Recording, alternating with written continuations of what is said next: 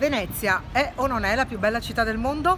Ovviamente sì, e non lo pensiamo solo noi, lo pensano i tanti turisti che vengono e la rendono tra le città più visitate nel mondo e certamente in Italia, così come la regione del Veneto, che è la prima regione per turismo. Ne abbiamo parlato questa mattina al convegno nazionale con EBIT, l'ente per la bilateralità. Che cos'è?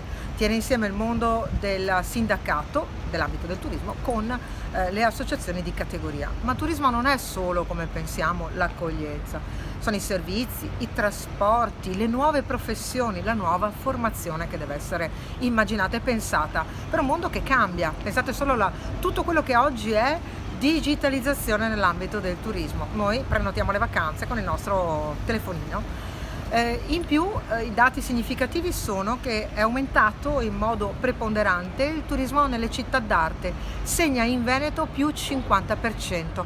Allora vuol dire che è un turismo più raffinato, che ha bisogno di nuovi racconti, di nuove competenze. È aumentato il lago di Garda è protagonista di queste stagioni turistiche, restano ovviamente il Gran Mare, molto organizzato e molto strutturato, e la montagna. Insomma, al Veneto non manca nulla. Che cosa manca però?